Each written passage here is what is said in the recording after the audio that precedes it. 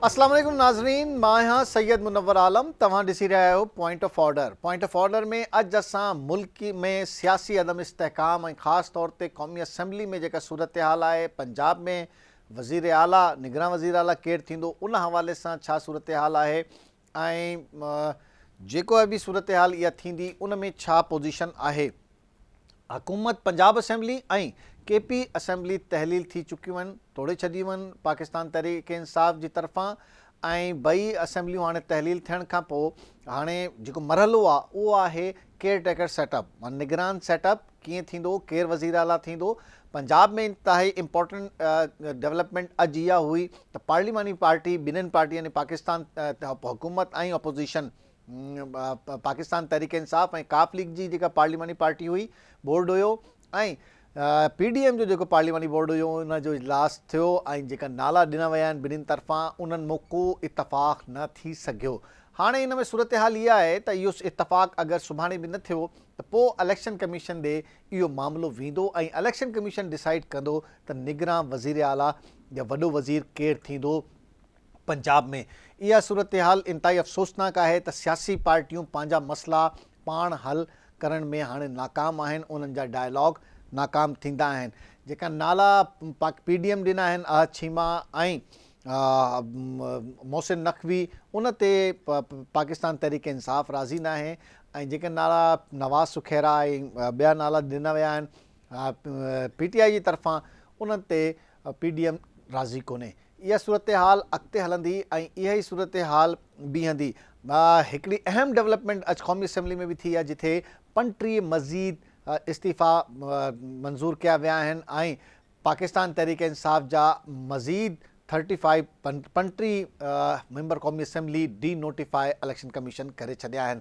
इंतिहाई अहम डेवलपमेंट आहे ऐं ॿिनि ॾींहंनि में 70 पाकिस्तान तहरीक इंसाफ़ जा MNAs डी नोटिफाई थी विया आहिनि। इन जी सूरत हाल ते त ही सूरत हाल कीअं अॻिते वधंदी। हाणे छा चांस आहे, छा इलेक्शन थींदा इन्हनि सीटुनि ते या इलेक्शन न थींदा ऐं इलेक्शन डिले करण जो कहिड़ो रीज़न हूंदो, इलेक्शन कमीशन कहिड़ो रीज़न ॾींदो, बाक़ी जेका क़ौमी असम्बली बची आहे उहो पाण खे कीअं हलाईंदा, छा PDM इंतिहाई मुश्किल में आहे या को अहिड़ो प्रोटेस्ट या को अहिड़ो धरनो या अहिड़ो को लॉन्ग मार्च इस्लामाबाद अचे थो त छा इहा हुकूमत हिन पोज़ीशन में आहे त हू सर्वाइव करे वेंदी। इन ई हवाले सां असां ॻाल्हि ॿोल कंदासीं। असांखे जॉइन कयो आहे KTN जे नुमाइंदे ख़ुसूसी इस्लामाबाद असद शर साहब असां सां मौजूदु आहिनि। छा इस्लामाबाद में सर्दी आहे या गरम मौसम लॻो पियो आहे, सियासी दर्जा हरारत घणो आहे ऐं उहे दर्जा हरारत मनफ़ी में आहे, छा पोज़ीशन आहे? बिल्कुलु मुनो साहब, जीअं तव्हां इंट्रो में चयो त हिते इस्लामाबाद में जेको सियासी दर्जे हरारत आहे उहो न रुगो गरम आहे पर इंतिहाई गरम आहे ऐं साॻी तरह जेका मौसमी सूरत हाल आहे उहा इंतिहाई सर्द आहे ऐं गरम ऐं सर्द जॾहिं पाण में जेकॾहिं मिली वञनि त हिकिड़ो नओं करंट पैदा थींदो आहे ऐं उहो करंट इस्लामाबाद में अची वियो आहे। ऐं हर तरफ़ जेके आहिनि सियासी जेके मौज़ू बणियल आहिनि, जेके कचहरियूं आहिनि या जेको मुल्क जी मुआशी सूरत हाल आहे उहा हिन वक़्तु इंतिहाई पोइते थींदी पई वञे ऐं हिन वक़्तु जेको हुकूमत नाले ईअं चइजे त का शइ कोन्हे इस्लामाबाद में ऐं जेका हिकिड़ी नंढड़ी हुकूमत हुई इस्लामाबाद में ताईं जेका मौजूद हुई हाणे हुननि जी जेका हुकूमत करे पई उहा इस्लामाबाद ताईं बि हाणे आहिस्ता आहिस्ता नंढड़ी पई थींदी वञे। असद छा तव्हां मिलंदा आहियो माण्हुनि सां उते मेंबर सां, मेंबर क़ौमी असम्बली सां? ज़ाहिरी ॻाल्हि आहे हाणे त सिर्फ़ु हुकूमती मेंबर क़ौमी असम्बली तव्हांखे मिलंदा हूंदा, ऑपोज़िशन त घटि आहे इंतिहाई। छा ज़िद आहे या छो एसि ताईं पहुता आहिनि त जॾहिं नज़र अचे थो त मईशत हाणे उन्हनि जे हथां निकिरी वई आहे, उहो संभाले नथा सघनि, त पोइ छो ज़िद जो मक़सदु छा आहे? मनोज साहब, तव्हां बख़ूबी ॼाणो था त हीअ जेके हुकूमती फ़ैसिला थींदा आहिनि उन्हनि में इस्टेब्लिशमेंट जो इंतिहाई अहम किरदारु हूंदो आहे।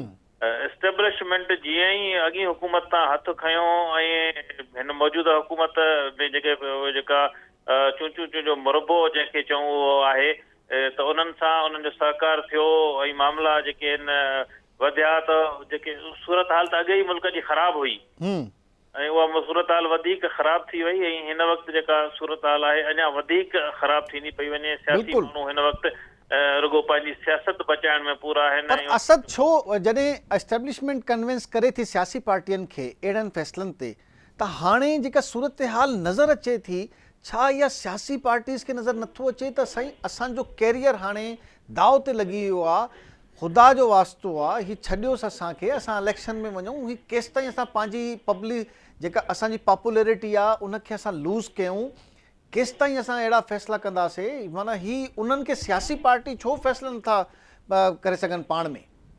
मनो साहब, मां तव्हांखे तव्हांजे प्रोग्राम में हिकिड़ी मालूमात ॾियां। अॼु इंतिहाई हिकिड़े अहम सियासी जेको आहे सो साथी सां कचहरी थी ऐं हुनजो इंतिहाई सियासत में घणो तजुर्बो आहे। हुन चयो त हिकिड़ो त फ़ैसिलो थी चुको आहे त इमरान ख़ान खे माइनस करिणो आहे। हाणे उहो माइनस कीअं करिणो आहे, उन ते मुख़्तलिफ़ प्लाननि ते हिकिड़ो कमु हली रहियो आहे। सही आहे। ऐं उन प्लाननि मां को बि हिकिड़ो प्लान ते कमु जीअं ई थींदो त इमरान ख़ान मां जेके आहिनि हथ कढिया वेंदा। हाणे हिकिड़ो त जेके हुकूमत में मौजूदा माण्हू वेठा आहिनि उन्हनि हिकिड़ो एस्टेब्लिशमेंट खे पैगाम ॾिनो आहे त जेकॾहिं चूंडूं थियूं बि सही ऐं इतफ़ाक़ आहे, जेकॾहिं असांजी कामयाबी थी वञे ऐं त इमरान ख़ान इन्हनि चूंडुनि खे वरी बि कोन तस्लीम कंदो ऐं वरी रोडनि ते हूंदो ऐं इहो मुल्क मुसलसिल सियासी अदम इस्तेहकाम जे वर रहंदो, वर चढ़ियल रहंदो, जंहिंजे करे इब्तिदाई तौर ते असां सभिनी खे पहिरें इमरान ख़ान मां जिंद छॾाइणी आहे। हुननि जी हिकिड़ी जेको न बिना जेको हिकिड़ो हॾी वारो जेको गोश्त हूंदो आहे, एतिरो आसान आहे तव्हां सम्झो था? मां तव्हां माना ही को ऐं हिन टाइम में जॾहिं तव्हां वटि 10 ॾींहं जा पैसा न आहिनि, जॾहिं तव्हांजी मईशत बिल्कुलु किनारे ते अची बीठी आहे डिफॉल्ट जे, जिथे तव्हां वटि पेमेंट करण जे लाइ तव्हां वटि पैसा न आहिनि, तव्हां सम्झो था अहिड़ा एडवेंचर कमु ईंदा या कमु करे सघनि था? हिन टाइम में बि इस्टेब्लिशमेंट को अहिड़ी अहमखानापन या अहिड़ी बेवकूफ़ी इस्टेब्लिशमेंट कंदी त हू अहिड़ा फ़ैसिला कंदी जंहिंसां उन्हनि मुश्किल थी वञे सॼो मुल्क संभालणु? ॾिसो न, इस्टेब्लिशमेंट खे जेको ज़ाहिरी तौर ते इहो हिकिड़ो अंदाज़ो हो त असांजा फलां जेके दोस्त मुल्क आहिनि उहे असांजी मदद कंदा ऐं असां ही समूरे हिन जेके क्राइसिस मां निकिरी वेंदासीं। हाणे उन्हनि दोस्त मुल्कनि बि जवाबु ॾेई छॾियो आहे ऐं IMF सां जेको प्रोग्राम हुयो तय थियल हो मुआहिदा, उहो बि न थियो। उहे टकराव में आहिनि हिन वक़्तु। जेके मुआहिदा तय थिया हुआ ऐं हिकिड़ा जेके अॻिते वधणा हुआ, हाणे उहे सबूरा टकराव में अची विया आहिनि। त शायदि उहे प्रोग्राम अॻिते न वधी सघे। मुल्क में उहे दोस्त मुल्क बि हिन वक़्तु जवाबु ॾेई चुका आहिनि। त हाणे बि ईअं सम्झो त समूरा पंध हिकिड़ी गली में फासंदा पिया वञनि ऐं हुन मां कीअं निकिरंदा हिन वक़्तु ताईं कंहिंखे का ख़बर कोन्हे। तव्हां सम्झो था त हिकिड़ी हाणे जेका सूरत हाल में हुकूमत आहे, ही कंहिं क़िस्म जे बि लॉन्ग मार्च, कंहिं क़िस्म जे बि बाक़ाइदा कंहिं एहतजाज जो हे बर्दाश्त करे सघंदा, सस्टेन कंदा? न, ॾिसो, नथो लॻे त को हिन हुकूमत खे हाणे का ॿियो को सबब ई बचाए सघे थो या को लॉन्ग मार्च जे करे त मौजो करायूं, को मिरेकल करायूं, को थी मौजो ई सघे थो, या त जेको पोयां प्लान आहे माज़ी में जीअं हुकूमतूं थींदियूं आहिनि कंट्रोल्ड जमहूरियत वारो हिकिड़ो जेको, पर हुन में असद पैसो हूंदो आहे थोरो घणो। ही कंट्रोल्ड वारो ऐं ही जेको पोर्शन आहे न, ही जेका मईशत जंहिं लेवल ते असांजी अची वई आहे, उते हिन क़िस्म जो को बि एडवेंचर, हिकु त मुल्क उअं ई तव्हांखे डोनेट या तव्हांखे कुझु ॾियण जे लाइ तयारु न आहिनि, ऐं हिन टाइप जो को स्ट्रक्चर हिते हाणे फिट करण जी कोशिशि कंदो त तव्हांखे त सॼी दुनिया में कुझु बि न मिलंदो। बिल्कुलु साहब, इहा ॻाल्हि हक़ीक़त आहे। दुनिया जूं नज़रूं बि हिन वक़्तु पाकिस्तान में आहिनि, छाकाणि जो पाकिस्तान हिकिड़ो जौहरी ताक़त रखंदड़ मुल्क आहे ऐं उहो मुल्क बि हिन वक़्तु इन क्राइसिस में हले त ज़ाहिर दुनिया सॼी जूं नज़रूं या दुश्मन मुल्कनि जूं नज़रूं बि असांजे ॿियनि एटमी असासनि ते बि हूंदियूं। इन जे करे उन्हनि खे बचाइण लाइ बि असां सभिनी खे गॾु थियणो पवंदो ऐं एस्टेब्लिशमेंट खे बि हिन वक़्तु अखियूं खोलणु घुरिजनि त हिन वक़्तु हिकु माण्हू अटे खाइण जे लाइ परेशान आहिनि। तव्हां सम्झो था त ही को एतमाद जे वोट जो सदर चवंदो हाणे या न चवंदो, ऐं चवंदो त छा हुकूमत इन पोज़ीशन में आहे त एतमाद जो वोट उहो कंप्लीट करे वञे? जी बिल्कुलु मुनो साहब, जेकॾहिं सदर इन क़िस्म जी का ॻाल्हि कंदो या चवंदो त हिन वक़्तु हुकूमत इन पोज़ीशन में आहे त उहो एतमाद जो वोट वठी वञे, छाकाणि जो हुकूमत मुखालिफ़ त कुझु बि कोन्हे ऐं असेंबली में जेके हिन वक़्तु मौजूदु आहिनि उहे समूरा हुकूमत जा इतिहादी आहिनि या ॿियो जेको फ्रेंडली हिकिड़ी अपोज़िशन राजा रियाज़ जी जेका शकिल में वेठी आहे त उन्हनि वटि बि 22-23 मेंबर आहिनि, उहे बि शायदि सपोर्ट करे विझनि ऐं उहे हूअं ई सपोर्ट कनि पिया हर मामले में। ही जेका सूरत हाल आहे ज़िद वारी, हिन में हाणे असां ॾिसूं था त कुझु अहिड़ा चेहरा पीपल्स पार्टी ऐं मुख़्तलिफ़ पार्टियुनि में जेका इलेक्टेबल्स आहिनि, हाणे उन्हनि हिकिड़ो नओं रस्तो इख़्तियार कयो आहे। तव्हां सम्झो था त ही 30-40 जो हिकिड़ो ग्रुप इलेक्शन खां पहिरियों ठही वेंदो ऐं ही इमरान ख़ान जे लाइ आहे? ॾिसो, इहो जेको 30-40 जो ग्रुप ठही न वेंदो, बल्कि ठही वियो आहे ऐं जेके असांखे इतलाह आहिनि त उन्हनि जो पहिरियों हिकिड़ो सेमिनार बलोचिस्तान में सॾायो पियो वञे ऐं उन में इन क़िस्म जा नाला आहिनि जिन ते एतमाद करे सघे थो या अवाम उन नालनि ते एतमाद करे सघे थी ऐं उहे नाला जेके आहिनि क़ाबिल एतमाद जेके सम्झा पिया वञनि, छाकाणि जो सभिनी पार्टियुनि मां चूंडे माण्हू खणी करे 30-40 जो हिकिड़ो ग्रुप साम्हूं आयो आहे। हा, 35-30 जो असांखे इहा आहे त 35-40 जो हिकिड़ो अहिड़ो इलेक्टेबल जो ग्रुप आहे जेको बसि चवंदो त असां हाणे पाकिस्तान जे लाइ बसि कमु, बाक़ी पहिरें कंहिंजे लाइ क्या कनि पिया ही कमु। बिल्कुलु इहो ई कमु थिए पियो ऐं ज़ाहिर आहे उन्हनि जे पुठियां तव्हांखे ख़बर आहे त को किरदारु हूंदो ऐं थी सघे थो माना हिकिड़ो ॿियो एडवेंचर ऐं उहा ई सिचुएशन, पर उहो आख़िर असद उहो ई जेतिरा बि तव्हां एडवेंचर कयो मुल्क में, पर पैसो कोन्हे, हू किथां ईंदो? हा बिल्कुलु, उहो उनजे लाइ ॾिसो न, उहो उनजे लाइ वरी बि सियासी दुनिया को क़ाइल कंदियूं या त का शइ वरी बि हिकु भेरो ॿीहर दुनिया आॾो या कंहिं आॾो गिरवी रखणी पवंदी ऐं के नवां कसमनामा नवां मुआहिदा करणा पवंदा ऐं जंहिंमें वरी बि उहो ई तकलीफ़ अवाम खे ईंदी। इन्हनि सियासी माण्हुनि खे शायदि न बि अचे तकलीफ़, छो त उन्हनि जो पैसो मुल्क खां ॿाहिरि आहे। ऐं छा तव्हां सम्झो था शहबाज शरीफ़ साहब जी हाणे कॉन्फिडेंट लॻनि था तव्हांखे या कांपे टांग रही हैं? त बिल्कुलु कांपे टांग रही ऐं सूरत हाल कांपे टांगण वारी आहे ऐं छाकाणि जो हू को फ़ैसिलो न पियो करे सघे। काफ़ी ॾींहंनि खां तव्हांखे PM हाउस में को इजलास थींदे नज़र न ईंदो हूंदो ऐं बसि सिर्फ़ु बयानबाज़ी ते कमु हली रहियो आहे। हुकूमत हंधि प्रेस कॉन्फ्रेंस करण जी बि पोज़ीशन में न आहे, सिर्फ़ु जेके असांजे ॾाढो हुननि जे व्हाट्सअप ग्रुपनि ते बयानबाज़ियूं पियूं अचनि त हीअं कंदासीं या हिन तरह जो फ़ैसिलो कयो वियो आहे। बाक़ी अण सिधी तरह असेंबली खां भॼी वञणु, असेंबली इजलास खे ओचितो मुलतवी करणु या हुनखे ड्रैग ॾेई हिकु हफ़्ते लाइ मुलतवी करणु, इहे हिकिड़ा जेके आहिनि इहे कामयाबी जा सबब आहिनि या साम्हूं जेके आहिनि मुक़ाबले करण वारी पोज़ीशन मुनवर न आहे। बिल्कुलु ठीकु था चओ। ठीकु आहे असद जी जी, कुझु मज़ीद चवणु चाहींदो? हा, कुझु इन में नई शइ? मनोहर, मुंहिंजो इहो चवणो आहे त हींअर हुकूमत तोड़े जेके अपोज़िशन या आहिनि समूरा कंहिं रस्ते जी तलाश में आहिनि, पर रस्तो फेस सेविंग मिली वञे कीअं? हा न, बसि फेस सेविंग खपे। हा ठीकु आहे, thank you very much. Asad sir असांखे डिटेल में ॿुधाए पियो। सूरत हाल इंतिहाई ख़राबु आहे, भली तव्हां चओसि या कुझु बि चओसि, सूरत हाल इंतिहाई ख़राबु आहे।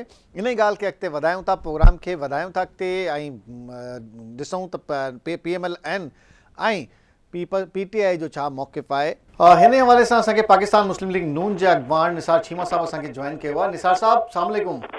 जी वालेकुम सलाम जी। निसार साहब, क्या कहेंगे कि सियासी तौर पे मसाइल कम हल हो रहे हैं? हम देखते हैं या तो अदालत उसमें इंटरफेयर करती है या इलेक्शन कमीशन अब जाया जा रहा है, तो क्या कहना चाहेंगे सियासी तौर पे इतने कमज़ोर क्यों हो गए कि फैसले नहीं हो पाते?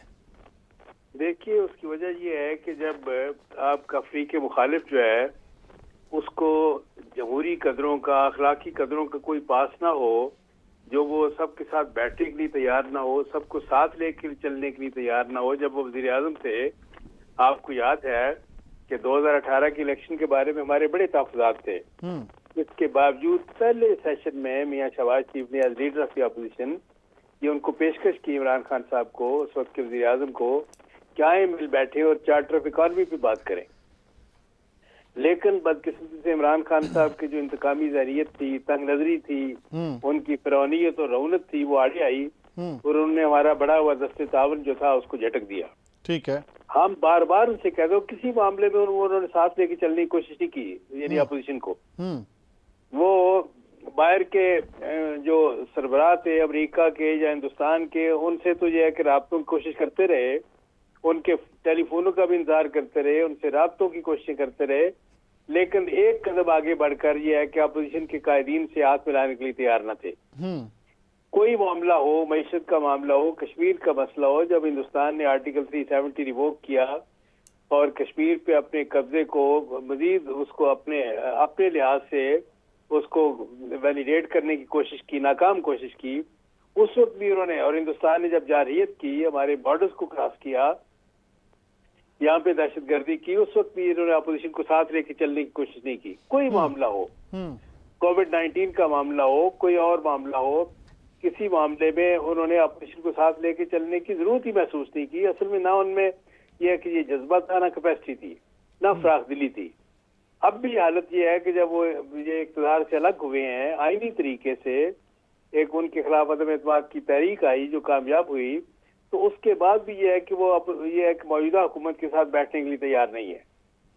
तो जब बैठने के लिए तैयार ही नहीं है तो फिर ये बताइए कि ये बदकिस्मती है ना कि वो तो अभी तो वो कौमी असेंबली आना चाह रहे थे, अभी तो कौमी असेंबली आना चाह रहे थे, इतने सारे 70 इस्तीफे मंजूर हो गए। वो आपको याद है कि वो जो मुसलसल उनका मुतालबा था कि हमारे इतराज ये था कि हमारे इस्तीफे मंजूर क्यों नहीं किए जा रहे। अब मंजूर किए तो उस पर भी इतराज है। अच्छा, मतलब जब वो इतनी पहले 11 क्यों किए थे, मतलब इसकी जस्टिफिकेशन नहीं बनती। मुल्क तबाह हो रहा है चीमा साहब, ठीक है आप इसकी सियासी जस्टिफिकेशन 10 निकाल लेंगे, लेकिन क्या मुल्क को फायदा हुआ है? नहीं, ये क्या, ये इस्तीफे कबूल करने से मुल्क तबाह हो रहा है, ये क्या बात है? नहीं, मईशत देखे ना, जब पॉलिटिकल अनसर्टेनिटी होगी जिस मुल्क में, जो लोग हैं जिन्होंने इस्तीफे दिए, जिनका मुतालबा था मुसलसल इस्तीफे मंजूर किए जाए, तो इस्तीफे मंजूर करने से मुल्क नहीं, तो ये 8 महीने के बाद मुतालबा था या पहले दिन से मुतालबा था? ये क्या मंतक है? ये मेरी समझ से बाहर है।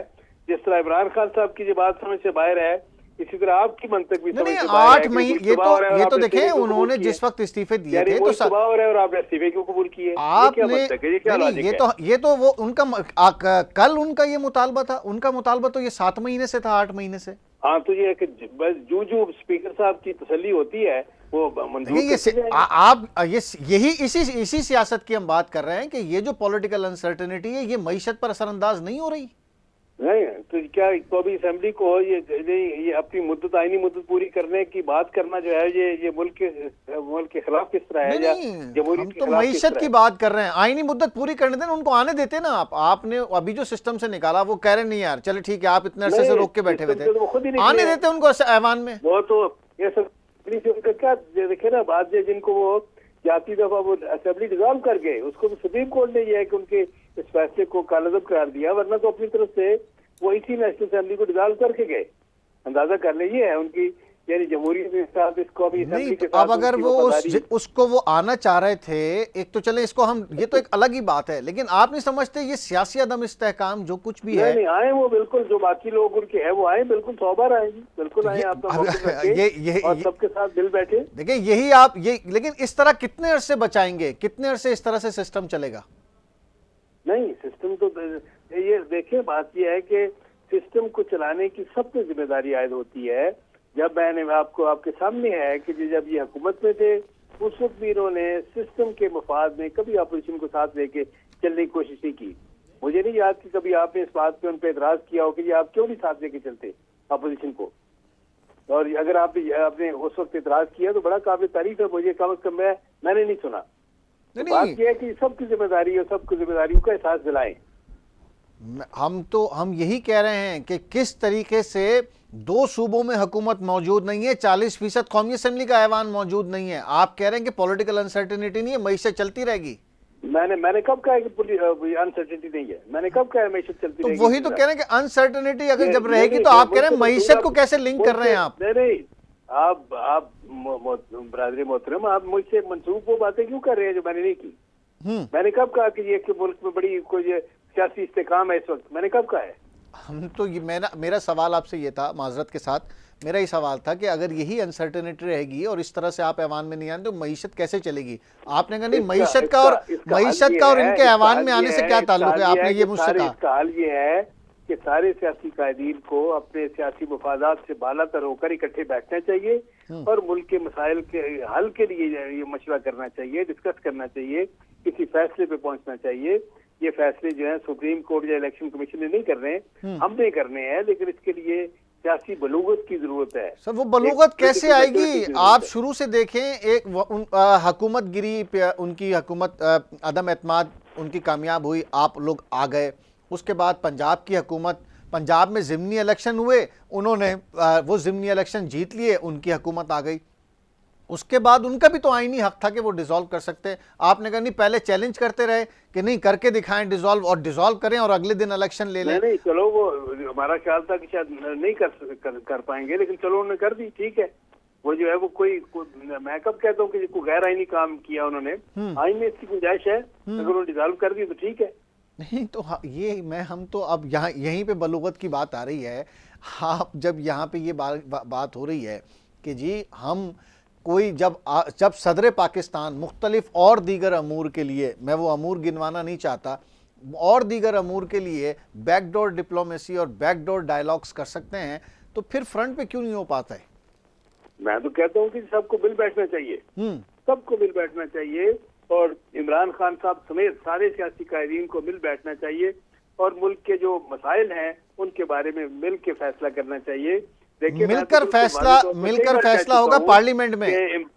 देखिए, बात सुने, मैं कई बार ये कह चुका हूँ कि हमारी कौमी सियासी क़यादत जो है वो इमरान खान के बगैर नामुकम्मल है, और इसलिए वो बड़ी जमात के सरबराह हैं, और उनको बैठना चाहिए बाकी सारी कौमी सियासी क़यादत के साथ, ताकि मुल्क के मईशत समेत सारे मसाइल पे बात करे और कोई फैसला करे। देखें, हुकूमत है, हुकूमत दिल बड़ा रखकर एक ऑल पार्टीज बुलाए, कहे चलें ठीक है। अच्छा, जब वो ऐवान में आप बार बार बुला रहे थे कि जी इन तमाम मसाइल का हल ऐवान में है, ऐवान में आ जाएं, जब वो आने लगे आपकी तजवीज़ के मुताबिक हम तो ऑल पार्टीज कॉन्फ्रेंस बुलाने के लिए तैयार हैं, अगर ये है कि आप गारंटी देते हैं कि इमरान खान साहब आएंगे। नहीं तो यही सियासी हरबा भी तो होगा ना, आपके पास एक पॉइंट स्कोरिंग का भी तो एक चीज होगी कि इमरान खान साहब ऑल पार्टीज कॉन्फ्रेंस में भी नहीं आए। सिर्फ अरबे इस्तेमाल करके ये जो है ना, ये कोई सियासी नंबर बनाने के चक्कर में नहीं है, पॉलिटिकल स्कोरिंग की बात नहीं है। पॉलिटिकल स्कोरिंग की बात नहीं है, एक पॉइंट तो होगा ना जी, अगर तमाम जमातें आ जाती हैं, मुल्क के मसाइल के हल के लिए पूरी कौमी सियासी क़यादत को बशमूल इमरान खान साहब के, वो कहाँ बैठेंगे? हम ये पूछना चाह रहे हैं चीमा साहब, वो कहाँ बैठेंगे? पार्लियामेंट में वो आना चाह रहे थे कि चलें जी कोई बात होती, आपने कहा नहीं पार्लियामेंट में मत आए। अब आप पहले आप बुला रहे थे जबरदस्ती। नहीं, पार्लियामेंट में तो देखिए बैठने का मतलब ये कि जिस तरह आपने कहा कि एक ऑल पार्टीज कॉन्फ्रेंस मुनक़द होनी चाहिए, यह है कि ये अल्लाह करे कि वो इसके लिए तैयार हों, हम तो 100 बार उनको बुलाने के लिए तैयार हैं जी, बिल्कुल बुलाने के लिए तैयार है। अरे वो आने के लिए तैयार होते हैं, आप उनके वो कहते हैं कि नहीं आप ऐवान में मत आए, आप लोग जो, और खास तौर पे कल राना सनाउल्लाह साहब ने तो कहा कि हमने उन जय्यद लोगों के जो ज्यादा बोलते हैं, हमने उनके पहली सफ में उनको लिया है। नहीं, ये बात नहीं है, ये किसने कहा है? मुझे ये राना सनाउल्लाह साहब ने कहा, कल जो 35 मंजूर हुए, उन्होंने कहा जो लोग ज्यादा बोल रहे थे हमने पहली सफ में उनको ले लिया है, तो कोई मसला नहीं है। नहीं, ज्यादा बोलने के बाद ये जो इनका ज्यादा जोर शोर से मुतालबा था कि सिर्फ मंजूर की जाए, चले उनका ये है कि अगर उनका मुतालबा माना गया तो उसमें क्या ऐसी बात है? ऐवान में आना, आप यही ना, जमहूरियत में ऐवान में अगर कोई आ रहा है और आप बार बार उससे कहते रहे हैं तो वो ऐवान में आ जाता। नहीं, मैं तो कहता हूँ आ भी जाता, कोई अर्ज नहीं था। हाँ। लेकिन ये है कि क्योंकि मुतालबा उनका था कि असली से मंजूर की जाए, इसलिए कोई ऐसी बात कौन सी ऐसी बात हो गई है कि चीमा साहब इस सिचुएशन से ये जो इस वक्त मईशत की सूरत हाल है, ये जो इस वक्त मुल्क की सूरत हाल है, इससे निकलने का कोई हल है आपके पास? जी, हल यही है कि सारी कौमी सियासी क़यादत को मिल बैठना चाहिए। कहाँ पर? इमरान खान साहब के जी, जहाँ वो चाहे। मुझे वो अगर प्राइम मिनिस्टर वो कहें कि प्राइम मिनिस्टर बुलाएं तो बिल्कुल प्राइम मिनिस्टर बुलाएंगे। हाँ, बिल्कुल बुलाएंगे जी। आने वाला आदमी खुद कहे भाई पहले आप है, आप कह ले भाई आ जाए भाई किसी जगह पे। नहीं, वो कम से कम ये तो है ना कि वो आने के लिए हमें पता चले कि वो तैयार तो हों।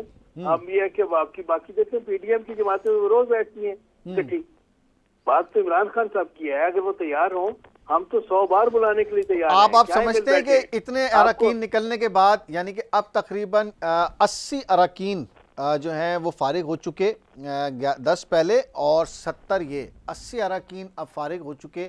आप समझते हैं ये ऐवान अब इस वक्त जो जिस सूरत हाल में है, इसके फैसले कहीं पर माने जाएंगे?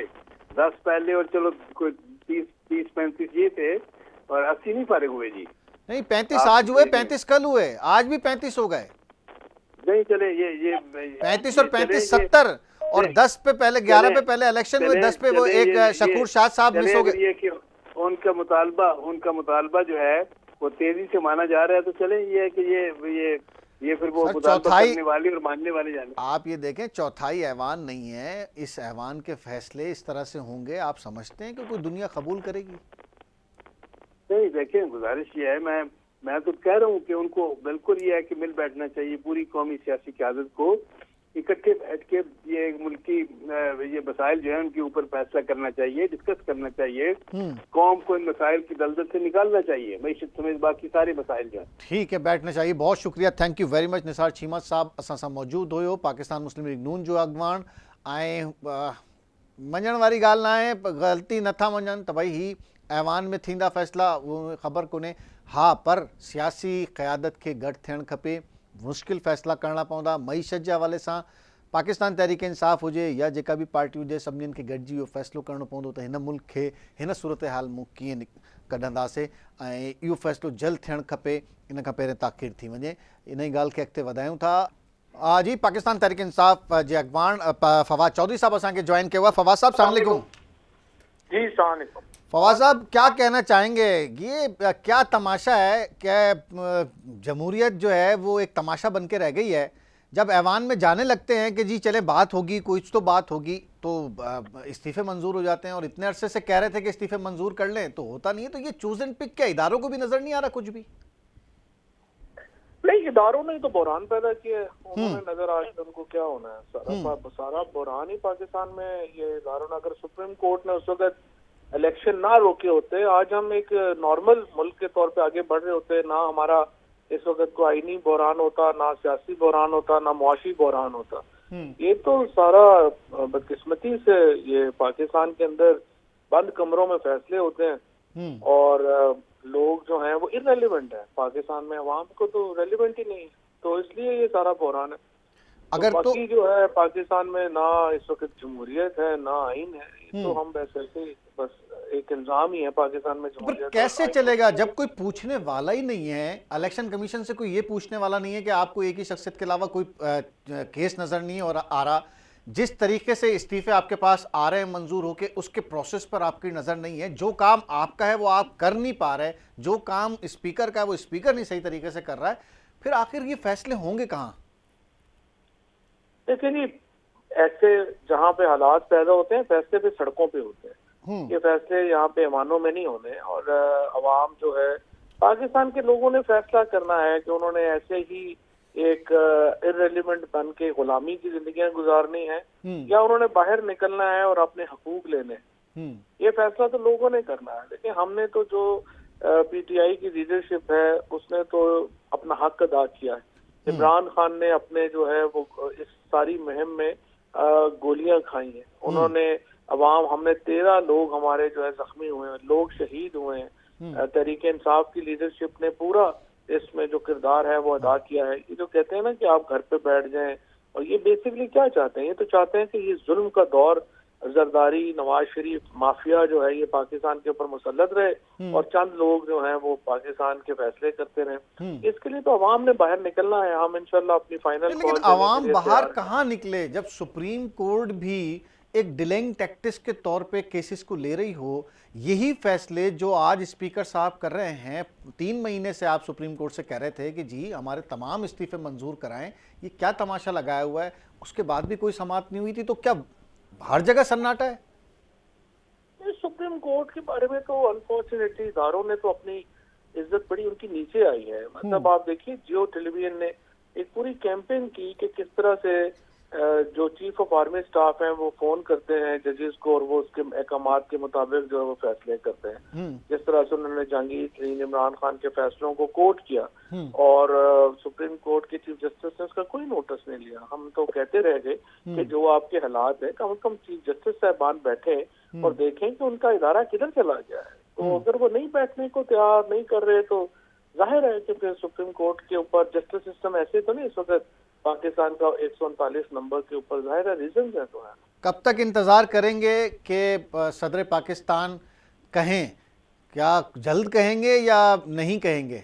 क्या एतमाद का वोट ले लें वजीर आजम? इतने ये घबराए हुए हैं, और जिस तरह से आप देखते ही हैं कि इनको ये 132 इनके पास अब लोगों की अक्सरियत तो नहीं रहेगी। ठीक है। ये राजा रियाज को बचाने के लिए ये इस तरह ये चाहते हैं कि सबके इस्तीफे इन्होंने इससे कबूल किए हैं कि वहाँ पे जो 20-22 लोटे रह गए हैं वो इनकी मदद करें वज़ीर आज़म को बचने में, अदरवाइज इनके पास तो अक्सरियत नहीं रहेगी। और ये खौफ है प्रेसिडेंट के उस ऑर्डर का कि वो वोट ऑफ कॉन्फिडेंस लें कि इन्होंने इतनी जल्दी सारे इस्तीफे जो है मंजूर किए और जिस तरीके से इन्होंने किया। तो कब तक आप कहेंगे या अब नहीं, अब कुछ और किसी और तरीके से ये मामला हल होगा? मेरा ज़ाती ख्याल तो ये है कि सवाए इसके कि हम लोगों को सड़कों पे लाएं और जो हम नहीं चाहते थे उसके अलावा अब कोई रास्ता बचने का है नहीं। कोई किसी किस्म की कोई डायलॉग, कोई किसी किस्म का फोरम, कोई ऑल पार्टीज कॉन्फ्रेंस या इस तरह का कोई और फोरम या कोई मसाइलेहत बीच में या किसी की मफाहमत कोई बीच में आए, कुछ इस तरह का कोई और ऑप्शन नहीं? जी तो तैयारी नहीं है इनका। तो तमाम फोकस ये है कि माइनस इमरान खान हो जाए, सिर्फ हम रह जाए, गलियां हो जाए सुनिया बिच मिर्जा यार फिरे। इनका तो इनको तो पता है कि ये इलेक्शन जीत ही नहीं सकते।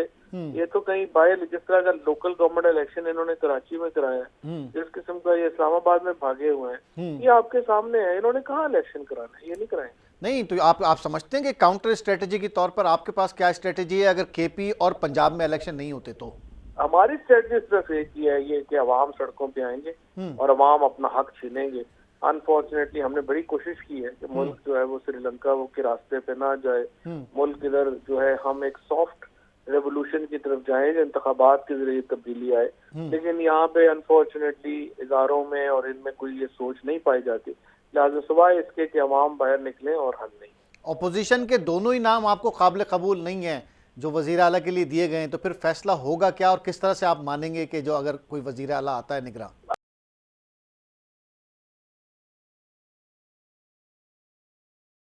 आप दोनों नामों, जो हमारे नामों की क्वालिटी और इनके नामों की क्वालिटी है, वो जज कर लें, आपको खुद ही पता चल जाएगा। जानबूझ कर दिए गए इस तरह के नाम के डिस्प्यूटेड ही रहे? जाहिर जानबूझ के दिए गए और ये इनका ख्याल था कि ये इलेक्शन कमीशन से वो इस तरह के जो है वो करना चाह रहे थे। बाकी तो कोई ऐसा मसला नहीं। बाकी ऐसा मसला नहीं है। तो आप आखिर में बस स्ट्रेटजी यही है कि जी एहतजाज होगा और अगर इलेक्शन की डेट इलेक्शन कमीशन कब तक कोई डेडलाइन देना चाहेंगे इलेक्शन कमीशन को कि जी इस दिन तक अगर नहीं होते 10 दिन 15 दिन?